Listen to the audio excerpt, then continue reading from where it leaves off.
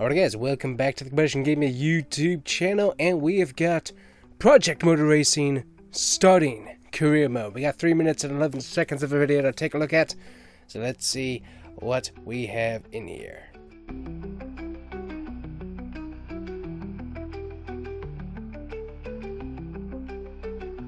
Alright guys, Project Motor Racing, so there isn't any noise, it just shows us actual gameplay. We got the beautiful looking Lamborghini GTP car right there. It looks absolutely awesome. We got our welcome career mode. So that's 3 here. Start your motorsport journey by choosing one of the 3 continents as your HQ. So it looks like we got North America. Let's see, yeah, so a few different places. Cost of cars and entry fees will be affected by the location of the HQ. Event, travel, and repair costs will automatically be deducted after each race weekend, so keep an eye on your expenses. So we got money and expenses. Be aware that aggressive driver to poor efficiency won't sustain a professional team for very long. Sponsorships are the lifeblood of your team. Before each session, select terms that you feel give you the best chance of survival in this tough, unpredictable industry, and Project Motor Racing is best enjoyed with the career experience option set to authentic. This locks the difficulty to 100 and disables race restarts. For those wanting to customize every element of their career experience, set the toggle option to classic. Good luck. So that's what we got right there. We got the OK, so we got our team registration, so we can do our team name there. See what put so straight 4 is the team name. We got John Doe as the driver. We got North America, Europe, and Asia, Australia. So obviously setting it for Europe there, we see that. We got a sponsorship model. We can do a rolling billboard, and so a traditional sponsorship arrangement, you're paid a flat amount per race, and that amount is based on the prestige of the car you're racing. Your performance doesn't matter with this model. You are a rolling billboard and nothing more, so you got that option. We also got competitive. You're paid a slightly higher flat fee per race that's derived from the prestige of the car you're racing, but there's a catch. You're only paid if you finish on the podium. This option is best for consistent drivers who anticipate great results in the upcoming season. That's pretty good. And then ambassador, a model tailored for respectful drivers. You're paid a flat fee per race regardless of your finishing position, so long as you bring the car home with no damage. This model is ideal for drivers who exhibit a great deal of sportsmanship and expect few troubles out on the racetrack. See if there's anything else. Event fees covered. The brand agrees to pay your championship fee at the start of the season, as well as your race entry fee. To compensate for them paying your entry fees up front, the brand takes a pretty major cut of your championship winnings at the conclusion of the season. Ideal for drivers who want to punch above their weight and enter a championship they can't quite afford yet. Interesting. And then champion, I believe, did we see 1 or 2? We get champion mode. In the event you win the championship, the brand matches your earnings from the final championship purse. Ideal for drivers who feel the championship is a certainty. Let's see if your skills can match up to your confidence. Aggressor, the brand covers the full amount of your damage repair expenses, but you agree to provide some sort of ROI by handing them a portion of your race winnings. And then pace, if you both qualify on pole and set the fastest lap during the race, the brand matches the pay of the race winner. And rolling billboard, that's a lot of options there. That is insane. So it looks like they're doing rolling billboard there. And then we got the starting budget. So we have $650,000 starting budget, $2 million starting budget. Hello. $100,000 journeyman driver budget. 650 is professional level. So you only get 2 options.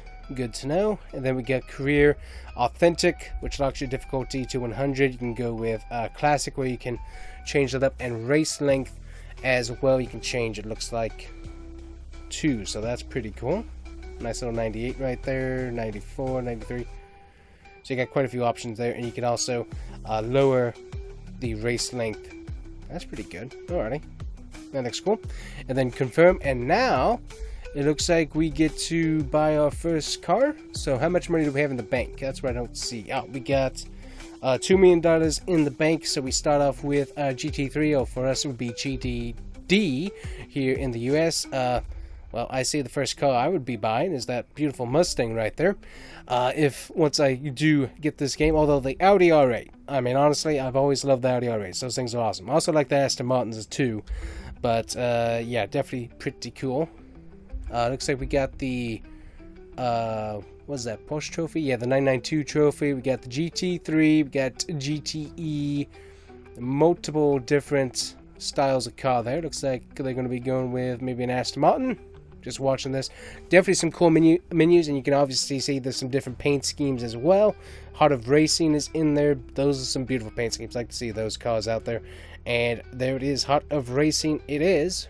So there is a car now in the garage. So we got our Canada event right there. So Event Canada shows us all of the different things going on with the GT3, United States, United Kingdom. So basically you're jumping around all over the place in this car. So that's pretty neat. So instead of having to have just one section of the world, obviously IMSA will kind of mix in and match in that a little bit. So that's kind of neat. So we already got our race entry there. In Germany, we got our drivers. So there's the standings, 20 points on the car. We got garage mode. Taking a look at this, we got a performance. 111. Total earnings 2,023,000. Total expenses, cost per point, and distance driven. Yada. Distance driven, cars owned. Alrighty. So we got a pretty good breakdown overall of performance and whatnot. So that's kind of interesting. Then we've got, what is this? This is season 1. This shows us our season 1 total earnings, net earnings, total expenses, and sponsorship model. That's pretty good to see. And then we got this back right over here. So that's a lot of decent detail right there in the menu. Obviously, we didn't see any racing action, just how to set up your career mode. So that's pretty cool. But we also obviously have single player. I think you can just, yeah, so you can also just do a race weekend. So other words, a quick race as well. So you have some options to try out the different cars right off the bat and try them out at different tracks. Figure out what car you want to start your career with.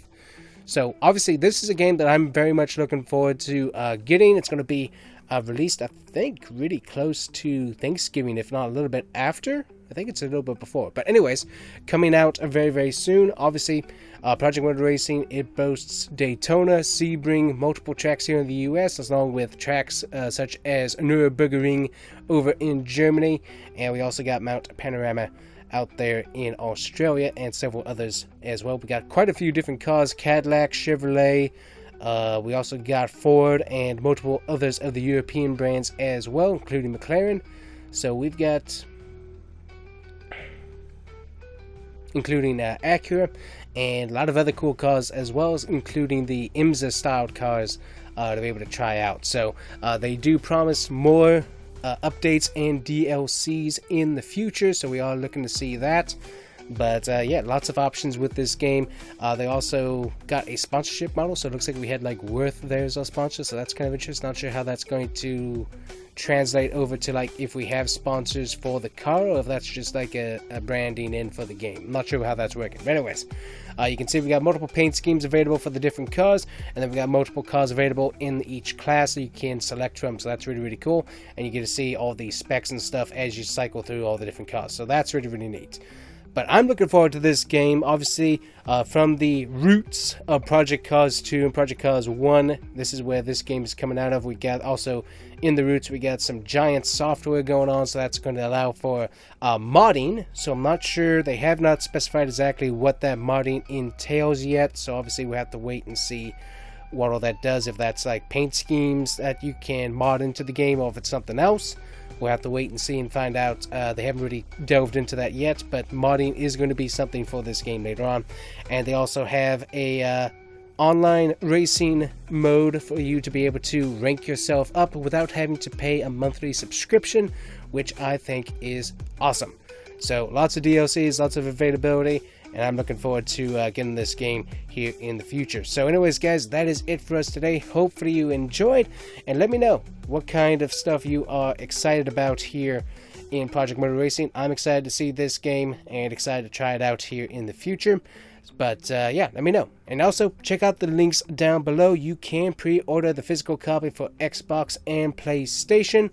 And that helps me out if you order those off of Amazon. Do get a little kickback from that. But yeah, we got this coming November 25th.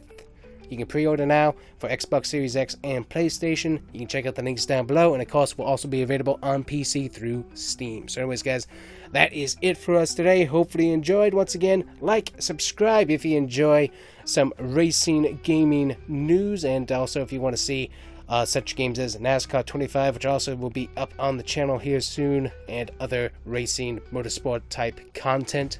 Thank you guys so much for watching. It means a whole lot. Have a great day. God bless.